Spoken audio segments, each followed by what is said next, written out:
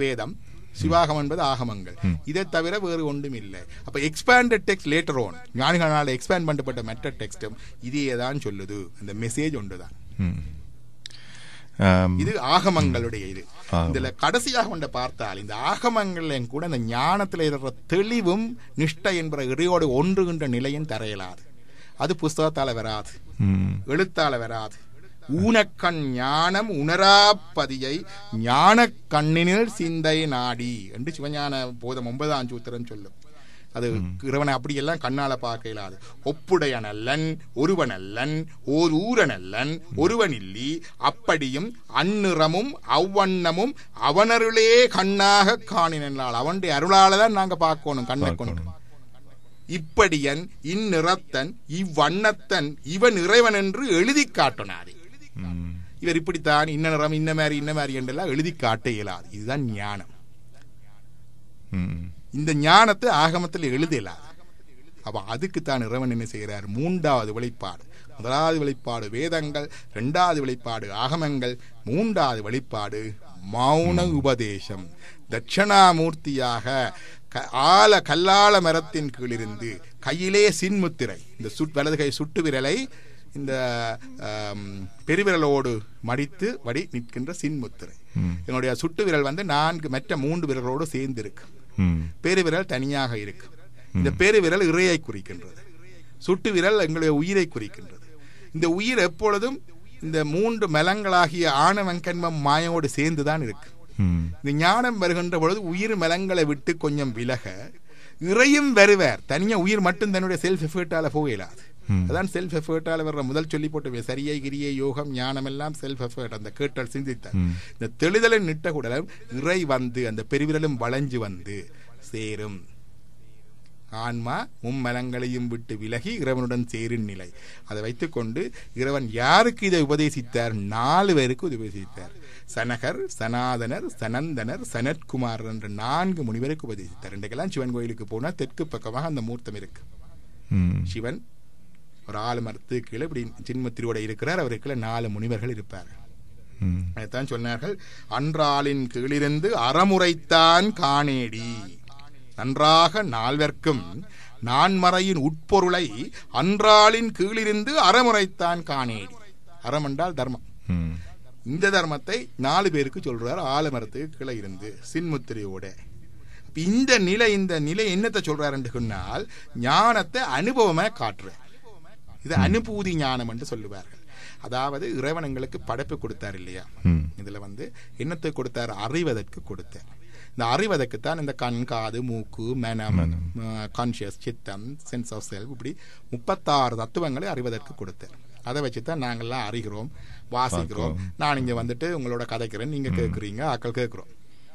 இந்த அறிவதற்கு கொடுக்கப்பட்ட இந்த 36 அறிவுகளும் உண்மையை அறிவதற்கு, to know the truth, they are in a way inefficient. பத்தாது. They are in a way insufficient. In a way they themselves are barrier to know the truth as it is. உள்ளதை உள்ளபடி பார்ப்பதற்கு இந்த 36 தத்துவங்களுமே ஒரு நேரத்து தடையா இருக்கு. அந்த நேரத்தில் இந்த 36 தத்துவத்தை நீக்கி விட்டுட்டு இறைய அறிய வேணும். எங்களுடைய அறிகின்ற 36 இன்ஸ்ட்ருமெண்டையும் விட்டுட்டு எப்படி அறிய வேணும்? அவனுடைய அருளாலே அறிய வேணும். அதான் சொல்றார், அவன் அருளே கண்ணாக காணினல்லால். அவனுடைய அருளே கண்ணாக காட்டும் பொழுது காண வேணும். ஊனக்கண் ஞானம் உணராப்பதியை. இந்த ஊனக்கண்ணால இருக்கிற ஞானம், இந்த படிப்பு ஞானம், அது எல்லாம் ஆனாது. ஆகமத்தை படித்தாலும் வராது. ஞான கண்ணினில் சிந்த நாடி. அதுதான் சொல்வார்கள், அவன் அருளாலே அவன்தால் வணங்கி. அவனுடைய அருளால தான் அந்த இறைவனுடைய உண்மையான சொரூபத்தை நாங்கள் பார்க்கலாம். இது அனுபூதி நிலை, அனுபவ நிலை. எங்களுடைய சந்தான குறவர்கள் மெய்கண்டர் இருந்த சந்தானாச்சாரியர்கள் முதலாவது. நான் சொன்னேன், இந்த 4 முனிவர்களுக்கு சொன்னார். 4 முனிவர்கள்ல சத்திய இந்த சனாதனர், சனந்தனர், சனத்குமாரர் என்று வந்தார். 4 பேர். சனத்குமாரிடம் அந்த மெசேஜ் எடுத்தவர் சத்திய ஞான தரிசினி. சத்தியஞான தரிசினி அந்த மெசேஜை கொடுத்த, இந்த செய்தியை கொடுத்தது பரஞ்சோதி முனிவர். அந்த பரஞ்சோதி முனிவர் இது 13ஆம் நூற்றாண்டில் நடக்குது. வான் மார்க்கமாக வந்து கொண்டிருக்கின்ற பொழுது திருவண்ணூரிலே தன்னுடைய மாமனார் காங்கேய பூதி இந்த வீட்டு வாசல்ல 2 வயசு பிள்ளையாக மெய்கண்டார் விளையாடி கொண்டிருக்கிறார். சுவேதன பெருமாள் என்று பெயர். சுவேதன பெருமானுடைய பக்குவ நிலை உணர்ந்து இறைவனும் அவருக்கு உணர்த்த இவர் இறங்கி வந்து அந்த 2 வயது பிள்ளைக்கு தீட்சை கொடுத்து சந்நியாசமும் கொடுத்து, சந்நியாசத்திலேயே உச்சமான பரம கம்ச சன்னியாசம். இன்னைக்கெல்லாம் பேருக்கு பின்னால கன பேர் பரம கம்சர் போட்டுட்டு திரிகிறாங்க. பரமகாம்சரண்டா என்னண்டா சன்னியாசங்கள்ல உத்தமமான சன்னியாசம் பரமகம்ச சன்னியாசம். இது என்னன்னு பார்க்கணும்டா 2 புஸ்தகம் பார்க்கணும். ஒன்று பரமகம்ச பரிப்ராஜக உபனிஷத், 108 உபனிஷதங்கள்ல உண்டு. ராமகிருஷ்ண மிதன் தமிழ் மொழிபெயர்ப்பட போட்டு வச்சிருக்காங்க, பார்க்கலாம். இன்னொன்று சைவ சந்நியாச பத்ததி. எல்லாரும் நவக்கிரக கோயிலுக்கு போவாங்க இந்தியா போனா. அது ஒன்று சூரியனார் கோயில். அதுக்கு பக்கத்துல ஒரு ஆதீனம் இருக்கு, பழைய மடம் உண்டு, 500 வருஷங்களுக்கு மேல பழமை வாய்ந்தது. அந்த மடத்து அதிபதியா இருந்த சிவாகிர ஜோகிகள் என்பவர் எழுதினது சைவ சந்நியாச பத்ததி. இந்த ஆகமங்கள்ல இருக்கிற சன்னியாசத்துக்குரிய ரூல்ஸ் எல்லாம் எடுத்து தொகுத்து வச்சிருக்கிறார். சன்னியாசி எப்படி என்ன சாப்பிடணும், எப்படி உடுக்கணும், எப்படி மற்றவர்களோட பழக வேணும், எப்படி சோசியலைஸ் பண்ணுவோம் எல்லாம் போட்டு வச்சிருக்கிறாங்க. இன்றைக்கு அதெல்லாம் முடிஞ்சு 5 ஸ்டார் ஹோட்டல்ல பட்டுடுத்து சன்னியாசி வந்திருக்கிறதால உங்களுக்கு இவ்வளவு பிரச்சனைகள் வருது. அது பரமஹம்சர் பேரும் வச்சுட்டு இந்த பெயர்கள். அப்ப இந்த பரமஹம்ச சன்னியாசம் கொடுத்த உடனே அவர் அந்த நேரத்துக்கு அந்த ஞானம் வந்துட்டு அவருக்கு. அதுக்கு பிறகு அவர் நிஷ்டை கூறுறார். அங்க இருக்கிற பொல்லாப்பள்ளியார் கோயில்ல 17 நாட்கள் நிஷ்டை கூறுறார். நிஷ்டை என்பதுதான் இந்த ஞானத்தினுடைய அனுபவம். நிஷ்டை கூடாமல் ஞான உபதேசம் செய்யப்படாது என்பது ஆகம மரபு. Unless you experience a truth yourself, you cannot instruct the truth through others. இருக்கு இல்லையா? அதான் செய்கிறார் இவர். அடைச்சு போட்டு அதுக்கு பிறகு இந்த 2 வயசு பிள்ளை இந்த கிளாஸ் நடத்த வாங்கிட்டார்.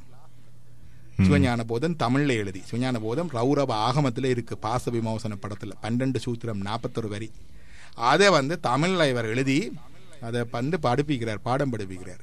இவருக்கு இவர் வேளாளக்கலாம், இவருடைய குல குரு இருந்தார் அந்தனர். அவர் எல்லா ஆகமங்களும் படித்து அவருக்கு பெயரே பட்டமே சகல ஆகம பண்டிதர். எல்லா நூலறிவும் உண்டு. இவருடைய தகப்பனாருக்கு அவர் குலகுரு. தகப்பனார் ஒரு ஆண் பிள்ளை வேணும், பிள்ளை இல்லையான்னு கேட்க அவர் தான் இந்த கோயிலுக்கு போய் இப்படி வழிபடு என்று சொல்லி வழிகாட்டி விட்டது. அப்படி பிறந்தவர் தான் இவர். அவர் கேள்விப்பட்டார் இவன் ஏதோ பசல் பையன், ஒரு 2 வயசு பையன் வந்திருந்து பாடம் நடத்துறானா சிவஞான போதம். அவர் போறார், அதை ஒருக்கா அவர் சரிப்படுத்தி விடணும். அங்க போய் நீக்கிறார், பாடம் நடக்குது. பாடம் ஆணவத்தின் சொரூபம். அப்ப ஆணவத்தை பற்றி அவர் விளங்கப்படுத்தி கொண்டு பொழுது இவர் கேட்கிறார் அந்த பையனை பார்த்து, ஆணவ மலத்தின் தன்மை யாது?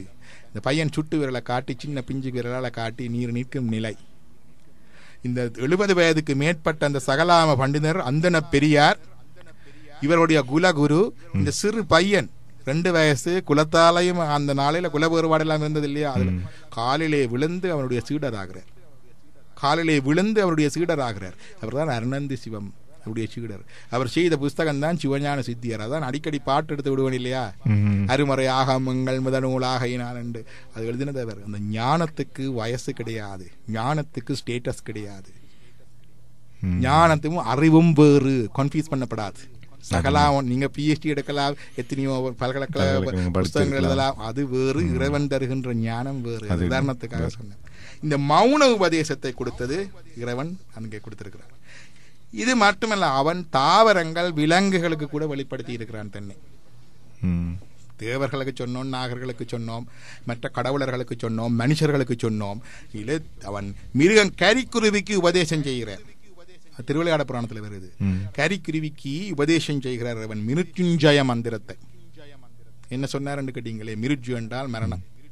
திரியம்பகம் ஜயாமகே சுகந்திம் புட்ட பஷ்டனம் என்று அந்த மந்திரம் வருகின்றது. அப்ப அந்த மந்திரத்தை கரிக்குருவிக்கு உபதேசம் செய்தவர்கள் வருகின்றது.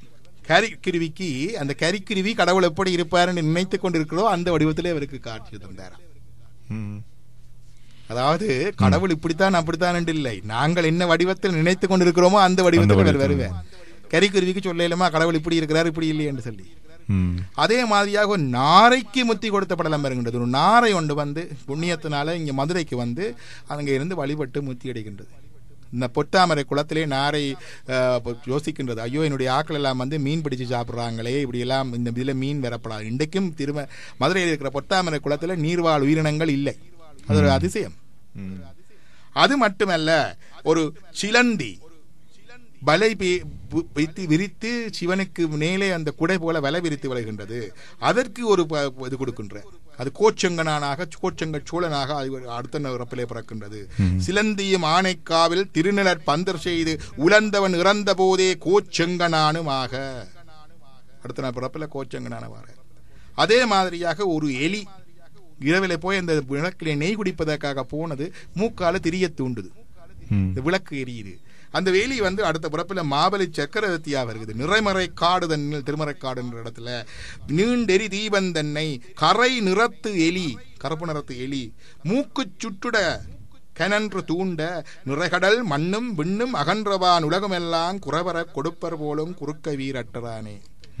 இது மட்டுமில்லை, குருதை, சிலந்தி, கழுகு, உடும்பு, குரங்கு, நரி, ஈ, எறும்பு, சிதல், சிதல் என்றால் கரையான், மதுவண்டு, தேன்வண்டு, அலவன், அலவன் என்றால் நண்டு, கரி, யானை, அரி, சிங்கம், ஆ, பசு, மஞ்சை, மயில், எகினம், அன்னம், புறா, ஆந்தை, ததியன்கு, கரடி, ஆமை, முயல், கோம்பி, கோம்பி என்றால் பச்சோந்தி, தத்தை, கிளி, கேளல், பன்றி, அரிச்சிப்ப விதியும் விளக்கம் கடந்தாற்கு விதியால் ஒன்றை விதிப்பாரோ. எண்ணற்ற உயிர்கள் இப்படி இறைவனை அடைந்திருக்கின்ற என்ற செய்தி இருக்கின்றது. தாவரத்துக்கு கூட இருக்கின்றது இந்த கதி இருக்கின்ற சொல்வார்கள். அர்ச்சனைக்கு உபயோகங்கள் ஆகிய தருக்கள் ஆதி, அர்ச்சனைக்கு உபயோகப்படுகின்ற மரங்கள், பூக்கள், இதுகள் தருகின்ற அதுகள் எல்லாம் கற்புரு சிவலோகத்தை கலப்பதே திண்ணம். இது சிவ தர்மோத்ராமகாமத்தில் இருக்கு. 15 இந்த சந்தானத்தில் நாங்கள் 2 பார்த்துட்டோம் இல்லையா? மெய்கண்டார் பார்த்தோம், அவருடைய சீடர், அவருடைய குருவாக இருந்து சீடராக வந்த அனந்த சிவாச்சாரியார் பார்த்தோம். அவருக்கு பின்னாலே வந்தவர் மறைஞான சம்பந்தர். அவர் நூல் ஒன்றும் எழுதலை, சிதம்பரத்தில் பித்தர் மாதிரி சுற்றி திரிஞ்சார். தில்லவாள் அந்தணர்கள் ஒருத்தர் உமாபதி சிவம். அவரோட அந்த கோயிலுக்கு பூஜைக்கு வருகின்ற பொழுது அந்த முறைக்கு பூஜை, அங்கே அந்த ஒவ்வொரு நாளுக்கு ஒவ்வொருத்தர் பூஜை வரும்பொழுது பல்லக்கிலே தீவட்டி பிடிக்க பகட்டாக வருவார்கள். இவர் தன்னுடைய முறை பூஜைக்கு வந்து போகின்ற பொழுது இந்த தெருவிலே பித்தர் போல திரிந்து கொண்டிருக்கின்ற இந்த மறைஞான சம்பந்தர் இருக்கிறார்களே, அருணந்தியினுடைய மாணாக்கர், சொன்னார், பட்ட கட்டையிலே பகற்குருடு போகிறது. பட்ட கட்டை பல்லக்கு, பகற்குருடு தீவட்டி பிடிச்சு கொண்டு போகிறது. என்ன விதமாக பார்த்தால் பட்ட கட்டை இந்த உடம்பு, பகற்குருடு இந்த ஆன்மா. இவருடைய அருள் இருந்தும் தெரியாம இருக்கு இல்லையா? அவர் இதை கேட்டவுடன் இவருடைய காலிலே விழுந்து வணங்கினார். இவரை குருவாக கலைத்துக் கொண்டு திரிகிறார். இவரும் ஓடி ஓடி திரிகிறார் அங்க சிதம்பரத்துல திருத்தெருவாக. அங்க போய் ஒரு அந்த சீலைக்கு கஞ்சி போடுறது இருக்கு இல்லையா, தோய்த்து போட்டு, அந்த இடத்துல போய் அந்த கஞ்சி வேண்டி குடிக்கிறார். அவர் அந்த முழங்காயிலே அவர் கடித்த கஞ்சி வடிந்து வர அதை இவர் குருவனுடைய பிரசாதமாக ஏந்தி குடிக்கிறார் இந்த தீட்சிதர். அப்ப அந்த உமாபதி சிவம் சிதம்பரத்திலே கொற்றவன்குடி என்ற இடத்துல, இன்றைக்கும் அவருடைய தலம் அங்கே இருக்கின்றது. அந்த இடத்துல இருந்து 8 மெஞ்ஞான நூல்களை செய்தார். அங்கே இருக்கின்ற பொழுது ஒரு முறை ஒரு ஒரு முள்ளி செடிக்கு யாவரும் அறிய முத்தி கொடுத்தார். செடிக்கு அப்ப தாவரங்களுக்கு கூட இந்த கம்யூனிகேஷன் இருக்கிறது, இந்த கதி இருக்கின்றது என்ற தன்மையை நாங்கள் இங்கே பார்க்கின்றோம். இதை விட அடியவர்களுக்கு வெளிப்பட்டது, இப்ப உழவு சொன்னதே பெரிய விஷயமா போய்விட்டது. அடியவர்களுக்கு வெளிப்பட்டதான் கலியுகத்துக்கு முந்தி தோன்றின அடியவர்கள். கிறிஸ்துவுக்கு முன் 3001ஆம் ஆண்டு பிப்ரவரி மாதம் 17ஆம் தேதி கலியுகம் தொடங்கியது. இந்த கலியுகத்துக்கு முன்னர் தோன்றிய அடியவர்களுக்கு இறைவன் வெளிப்பட்ட வரலாறுகள் தான் புராணங்களிலேயும் இந்த பிரம்மோத்திரகாண்டம் என்ற புராணத்திலே சிறப்பாக இருக்கின்றது, மார்க்கண்டேயர் போன்றவர்களுக்கு.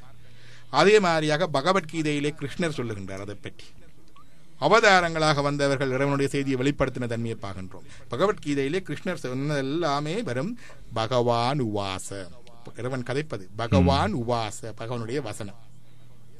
பகவான் என்றும் கூட இன்றைக்கு கன பேர் தங்களுக்கு பேருக்கு முன்னாலேயும் பின்னாலேயும் போட்டுக் கொண்டிருக்கிறார்கள்.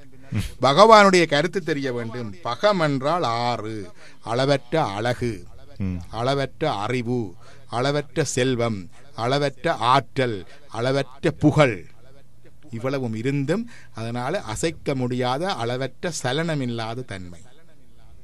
இந்த 6 இயல்பு இருந்தால்தான் பகவான் அல்லது பகவதி. இருந்தா வச்சுக்கொள்ளுங்க, இல்லடி இல்லாதவர்கள் வைத்துக் கொண்டிருந்தால் இது பேர் தெரிந்தால் உங்களுக்கு தெரிய வேணும் இவர் பகவானா இல்லையா. பகவத்கீதையிலே இந்த பகவான் உவாச என்று கிருஷ்ணனுடைய வார்த்தைகளுக்கு வரும். இனி கலியுக ஆரம்பத்தில் இருந்து சுந்தரமூர்த்தி நாயனாருடைய வாழ்க்கை வரலாறு.